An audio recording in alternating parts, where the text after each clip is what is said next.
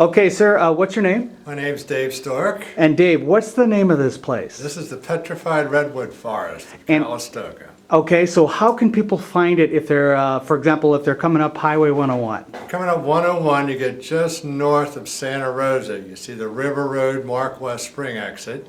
You go off there, you take a right, you follow Mark West Springs to the very end of the road. It's about 10 miles.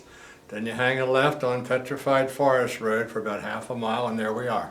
Well, tell us about the history of this place. Well, this is a redwood forest that was buried in volcanic ash over 3 million years ago. And then subsequent floodings carried the minerals in the ash down into buried redwood trees, and that's how they became slowly petrified.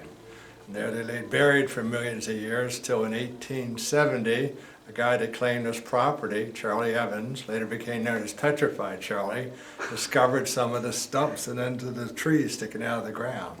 So that was the discovery of the petrified forest, 3.4 million years later. Wow. Okay, so tell us what kind of tours you offer and what it costs. Well, the main trail is a self-guided tour of about 4/10 of a mile. That's an everyday tour everybody does. Just show up and do it. It's a self-guided tour. Half hour is an average walk. And then we also have guided tours on the weekend. We leave the main trail and go to an overview of where the volcano was millions of years ago, and a huge ash flow that came out of the volcano. We explore that and go into more detail about the topography and geology of the area. Now we do those on weekends and by appointment, but the main trail you can do every day, you just have to show up. So right here at the foot of the trail we have a nice stump where you can get a nice close-up view of a chunk of petrified redwood. If you look at it closely, you can see the grain on the trees. These are considered some of the best preserved petrified trees in the world. When we get around the trail to the major exhibits, they're entire redwood trunks that look like redwood trunks.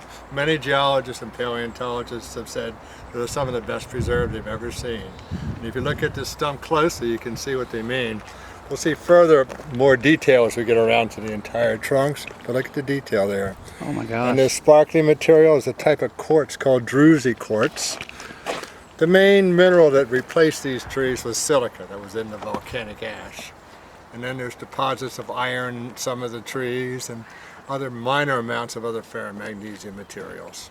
You notice as we're walking this trail through this live forest, this is no longer a redwood forest. Most people are looking at oaks and firs and manzanitas and madrones, and we'll talk about why this is no longer a redwood forest, even though the berry trees here are redwoods. Okay? All right.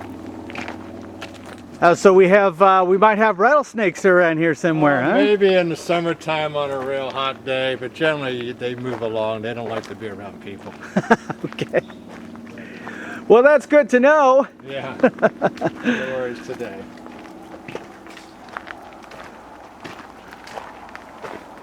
Well, we have some guests with us. What's your guys' names?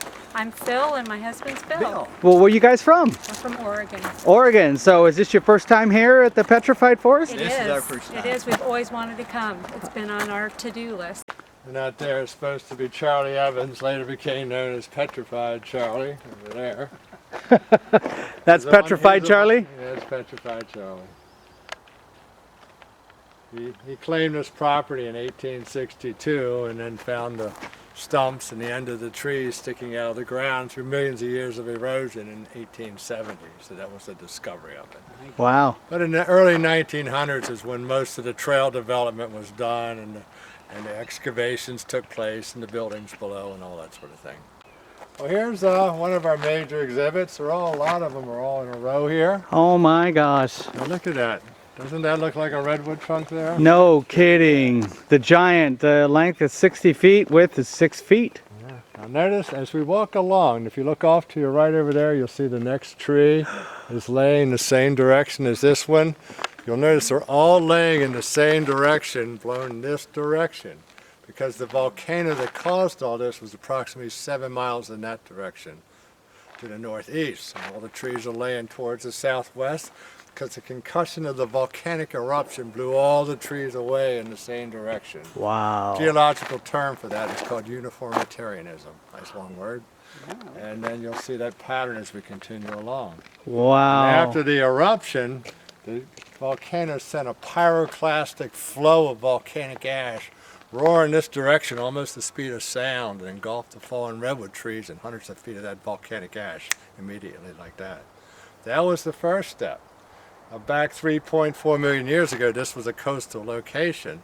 That's why there were redwoods growing here at the time. You know, coastal redwoods thrive near the coast, the name implies, like from Santa Cruz to the Oregon border.